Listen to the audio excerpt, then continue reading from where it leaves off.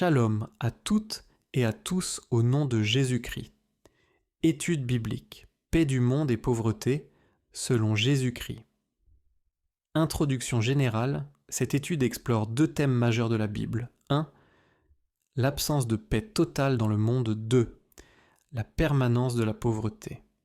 Ces thèmes semblent sombres, mais la parole de Dieu nous les révèle pour nous conduire à une espérance plus grande, le royaume de Dieu. Pourquoi n'y a-t-il pas de paix parfaite dans le monde? Le témoignage de Jésus sur le prince de ce monde. Jean 14,30. Jésus parle du diable comme du prince de ce monde.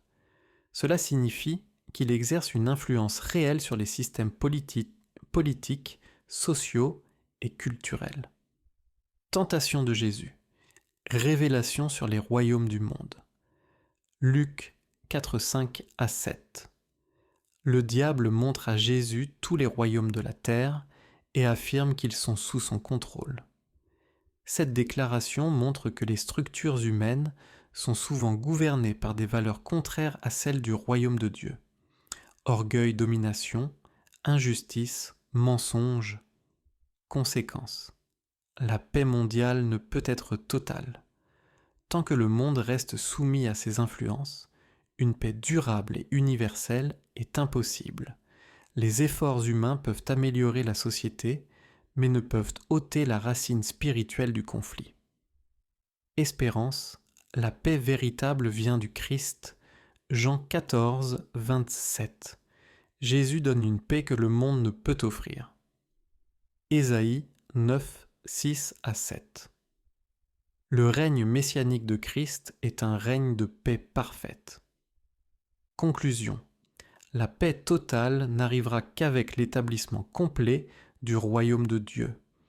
Pourquoi Jésus dit-il que les pauvres seront toujours parmi nous? Le passage clé.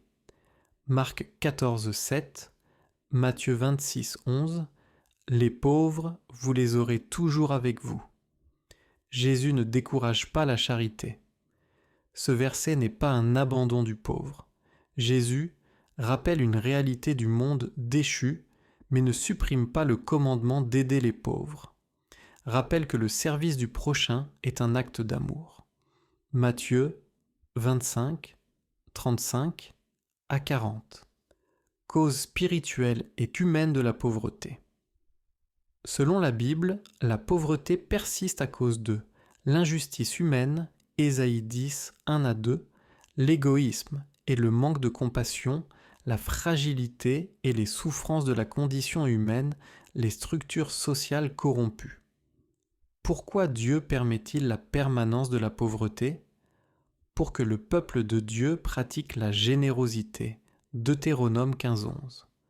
Pour que l'amour, la compassion et la justice du royaume soient visibles. Pour rappeler que ce monde n'est pas encore transformé totalement. La vision finale, disparition de la pauvreté dans le royaume futur. Dans la nouvelle création, Apocalypse 21:4. Plus de souffrance, plus de manque, plus d'injustice. La pauvreté disparaît lorsque le royaume de Dieu est pleinement manifesté.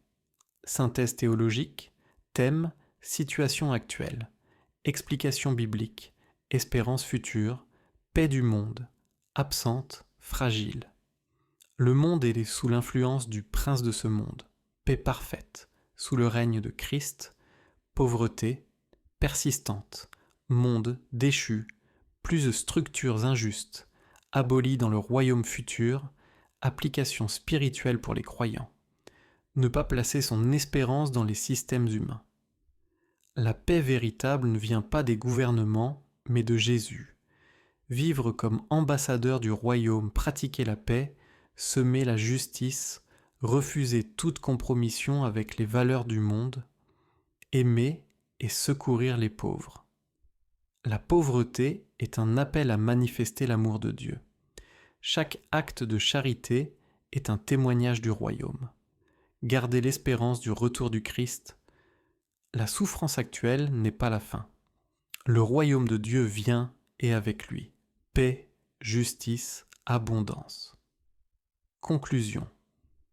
L'Écriture nous montre clairement que Le monde actuel ne peut pas connaître la paix parfaite, car il est encore sous l'influence du mal. La pauvreté persistera, car le monde est marqué par le péché et l'injustice. Mais ces réalités ne sont pas là pour nous décourager. Elles nous poussent à chercher le royaume, à vivre dans l'amour, à aider les pauvres et à attendre avec foi la paix et la justice que Christ instaurera définitivement. Shalom.